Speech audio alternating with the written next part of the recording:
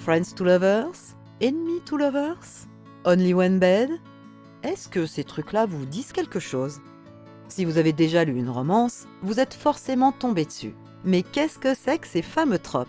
Aujourd'hui, on décrypte tout ça ensemble. Alors un trope, déjà, qu'est-ce que c'est?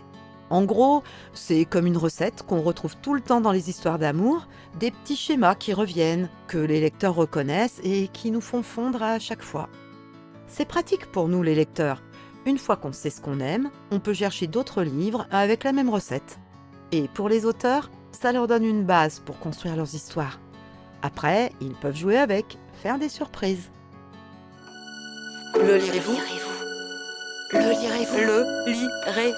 Le lirez-vous? Le lirez-vous? Le lirez-vous? Le lirez-vous? Bon, on commence par le grand classique, Enemies to Lovers. En gros, deux personnes qui se détestent au début et qui finissent par tomber amoureux.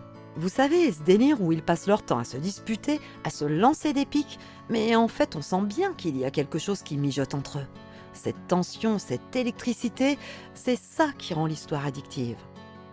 À l'opposé, vous avez Friends to Lovers, deux potes qui se connaissent depuis des années et pouf, un jour ils réalisent qu'en fait, c'est plus que de l'amitié. C'est mignon comme tout parce qu'ils se connaissent déjà par cœur. Mais c'est aussi flippant. Est-ce qu'ils vont tout gâcher en tentant le coup? Ces histoires-là, ça nous fait tous craquer. La proximité forcée, c'est quand les héros se retrouvent obligés de passer du temps ensemble, genre coincés dans un ascenseur, obligés de vivre ensemble. Et bien sûr, il y a le fameux Only One Bed. Oh non, il n'y a qu'un seul lit? Vous savez, cette situation où ils arrivent à l'hôtel et, surprise, une seule chambre, un seul lit. Bon, on sait tous que c'est un prétexte, mais ça marche à chaque fois. Le fake dating, faire semblant d'être en couple. Pour impressionner la famille, énerver un ex ou je ne sais quoi, ils font genre ils sont ensemble et évidemment, ça finit par devenir vrai. C'est cliché, mais on adore. Grumpy and Sunshine, les opposés qui s'attirent. Lui, il est toujours de mauvaise humeur. Elle, c'est un rayon de soleil. Ça donne des trucs encore trop mignons.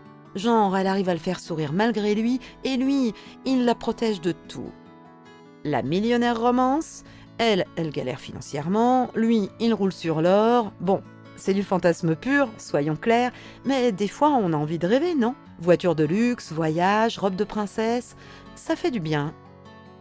Le forbidden love ou l'amour interdit, quand ils ne devraient pas être ensemble.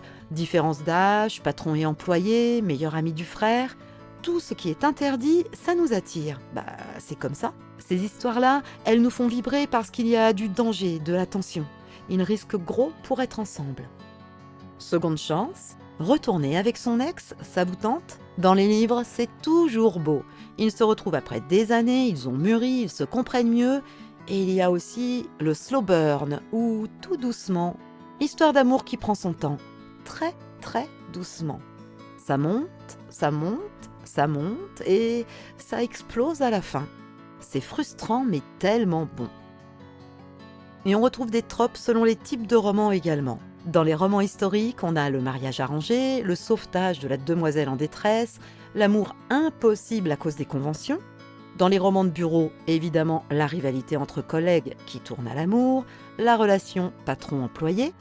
Dans la fantaisie, elle, une humaine, lui, un vampire, la quête ensemble, l'identité secrète révélée. Et dans la dark romance, attention, ça devient plus dur.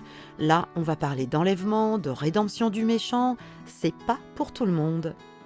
Et pourquoi on craque? Eh bien, ces trucs-là, ça marche parce que c'est rassurant.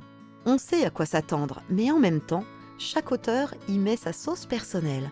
C'est comme nos plats préférés. On connaît, mais on ne s'en lâche jamais.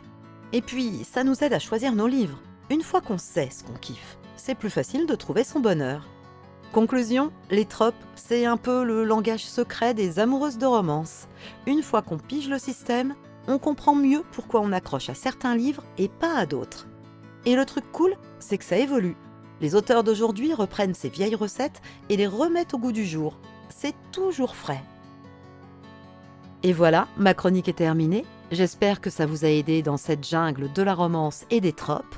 Si vous avez aimé, likez, partagez, c'est grâce à vous que ce podcast continue.